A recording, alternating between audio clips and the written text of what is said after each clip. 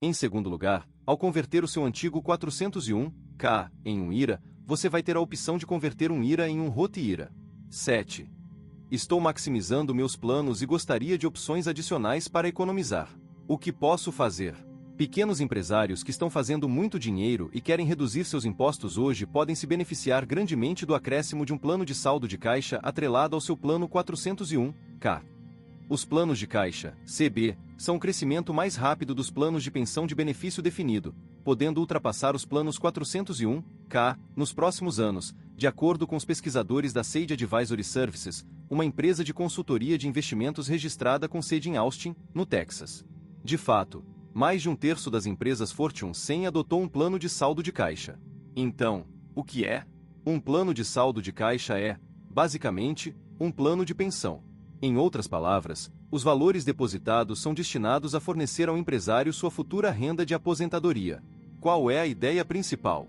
Para um empresário de alta renda, ele não apenas pode maximizar seu 401k e um plano de participação nos lucros, como pode adicionar um plano de equilíbrio de caixa, que cria algumas contribuições muito grandes, totalmente dedutíveis. Veja a seguir uma tabela mostrando as possíveis deduções. Princípio do poder do dinheiro 2. Um dos mais importantes princípios de poder do dinheiro: você obtém aquilo que tolera. Não tolere ter o seu dinheiro em um plano que vem desviando taxas para beneficiar outra pessoa.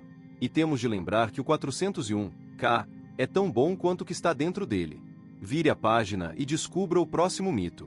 Porque o lugar mais popular para as pessoas colocarem seu dinheiro 401k é um dos investimentos mais mal compreendidos do nosso tempo. Capítulo 2.6 Mito 6. Fundo ciclo de vida. Faça um e esqueça. Fico cada vez mais nervoso com os fundos ciclo de vida. Jack Bogle, fundador do Vanguard, que pertence aos investidores. Quando você analisa suas opções de investimento 401k, já lhe ocorreu pensar em como essa lista surgiu? Ou porque o seu cônjuge ou melhor amigo que trabalha na mesma cidade tem um cardápio de opções totalmente diferente? Como diz o ditado, sempre siga o dinheiro. É preciso pagar para jogar no mundo dos fundos mútuos. A prática usual de participação nas receitas é conhecida como taxa pela participação no jogo. De acordo com a Watson Towers, empresa de consultoria com atuação mundial, cerca de 90% dos planos 401k cobram taxas pela participação no jogo por colocar um fundo mútuo como opção disponível no menu do seu plano.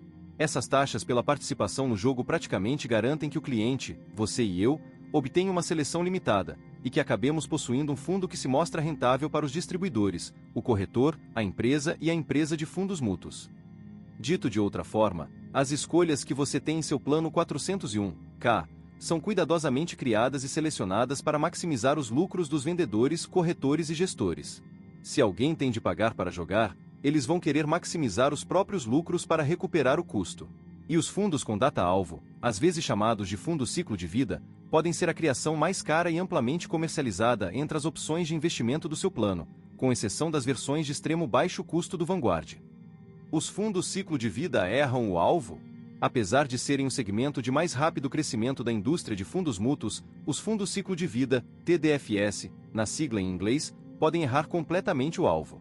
O argumento é o seguinte: basta escolher a data ano em que você vai se aposentar e nós vamos alocar o seu portfólio em função disso, o fundo Golden Years 2035, por exemplo. Quanto mais você se aproximar da aposentadoria, mais conservador o portfólio vai se tornar. Tenho certeza de que você já viu essas opções no seu 401k, e as estatísticas diriam que você, provavelmente, está investindo em uma delas. Vamos falar um pouco mais sobre como elas realmente funcionam. O gestor do fundo decide com base em uma trajetória de planeio, que é a maneira extravagante de descrever seu cronograma de diminuição das participações em ações mais arriscadas e acelerar as posses de títulos, tradicionalmente menos arriscadas. É uma tentativa de ser mais conservador à medida que sua aposentadoria se aproxima. Pouco importa que cada gestor possa escolher a sua própria trajetória de planeio, e que não haja um padrão uniforme. Para mim, parece uma ladeira escorregadia. Então, novamente, tudo isso é construído em duas pressuposições gigantes. 1. Os títulos são seguros. 2. Os títulos se movem na direção oposta das ações, de modo que, se as ações caírem, seus títulos vão estar lá para proteger você. Como diz Warren Buffett, os títulos deveriam vir com um selo de advertência. Considerando que os preços dos títulos caem quando as taxas de juros sobem, nós poderíamos ver os preços dos títulos caindo, e os preços dos fundos mútuos também, se ou quando as taxas de juros subissem. Além disso, inúmeros estudos independentes mostram que os títulos têm forte correlação nos tempos ruins. Tradução: ações e títulos nem sempre se movem em direções opostas. Basta olhar para 2008, quando títulos e ações caíram bastante. A mensagem de marketing envolvendo os fundos ciclo de vida é sedutora. Escolha a data e não pense nisso nunca mais. Defina e esqueça. Basta confiar em nós. Vamos lhe dar total cobertura. Vão mesmo? Um engano gigantesco. Uma pesquisa realizada pela Behavioral Research Associates para a empresa de consultoria de investimentos Invesne descobriu que os empregados que investiram em TDFS assumiam alguns conceitos equivocados. 57% dos pesquisados pensavam que não perderiam dinheiro ao longo de 10 anos. Não há nenhum fato para apoiar essa percepção. 30% achavam que um TDF proporcionasse uma taxa de retorno garantida. Os TDFS não dão garantia de qualquer coisa, muito menos de uma taxa de retorno. 62% achavam que poderiam se aposentar quando o ano ou o ciclo de vida do fundo chegasse. Infelizmente, essa falsa percepção é a mais cruel de todas. A data que você define é a sua meta do ano de aposentadoria. Os TDFS não são um plano para levá-lo a cumprir seus objetivos, mas apenas uma alocação de ativos que deveria se tornar menos arriscada à medida que você se aproxima da aposentadoria. Considerando que há trilhões de dólares em TDFS, uma enorme porcentagem de norte-americanos deve se preparar para uma grande surpresa. Então, o que você está realmente comprando com um TDF? Você está aderindo a um fundo que aloca os ativos para você. Simples assim. Em vez de escolher a partir da lista de opções de fundo, você compra um fundo e vai lá. Nós cuidamos de tudo para você. Desculpe, ela não trabalha mais aqui depois de se formar. David Babel decidiu que queria trabalhar no Banco Mundial. Seria, sem dúvida, um lugar interessante para construir uma carreira, mas aqueles que têm sorte suficiente para serem funcionários de lá também não pagam impostos. Homem inteligente. Quando se candidatou ao emprego, o banco recusou, alegando que ele precisava de uma pós-graduação em uma das 6 categorias admitidas para aquela vaga. Para não arriscar perder outra oportunidade, decidiu se formar em todas as 6 categorias.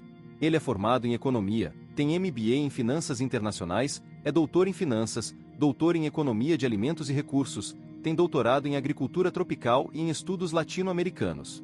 Quando retornou com seus vários diplomas, ouviu que não estavam contratando norte-americanos devido à recente redução do apoio financeiro de Washington ao Banco Mundial. Foi um soco no estômago. Sem saber para onde ir, David respondeu a um anúncio de jornal da UC Berkeley. Depois de ser contratado como professor, mais tarde ele descobriu que o anúncio havia sido publicado para cumprir a política de cotas, mas a universidade não tinha intenção de que candidatos qualificados respondessem. Anos mais tarde ele ingressou na Wharton, a fim de lecionar temas relacionados a finanças. Mas David não é um simples rato de biblioteca. Um artigo de sua autoria sobre como reduzir o risco em portfólios de títulos atraiu a atenção da Goldman Sachs. David pediu uma licença na escola e passou 7 anos administrando a divisão de gestão de riscos e seguros da Goldman Sachs, enquanto ainda mantinha um cargo de professor em tempo parcial na Wharton. Mais tarde, finalmente teve a chance de trabalhar no Banco Mundial. Também prestou consultoria tanto para o Tesouro dos Estados Unidos quanto para o Federal Reserve.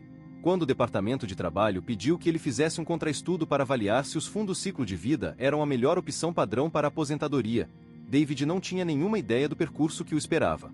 Do outro lado do famoso corredor estava o Investment Company Institute, o braço de lobby da indústria de fundos mútuos, que havia pagado $2 milhões por um estudo e conseguido exatamente o que queria. Um estudo que afirmava que os TDFS eram a melhor coisa desde a invenção do pão de forma. Tenha em mente que, naquele momento, os TDFS eram apenas um conceito, um insight para a indústria. Em seu estudo para o Departamento de Trabalho, conduzido com 2 outros professores, um dos quais havia sido discípulo de 2 ganhadores do Prêmio Nobel, Babel comparou os TDFS aos fundos de valor estável. Estes são ultraconservadores, não apresentam perdas e historicamente têm produtividade, rendimentos, de 2% a 3% maiores do que os fundos do mercado monetário. De acordo com Babel, o estudo patrocinado pela indústria, que pintou os TDFS da melhor forma possível, estava repleto de falhas. Para fazer os TDFS parecerem melhores do que os fundos de valor estável, eles fantasiaram mais do que o Walt Disney. Por exemplo, supuseram que as ações e os títulos não têm correlação. Errado.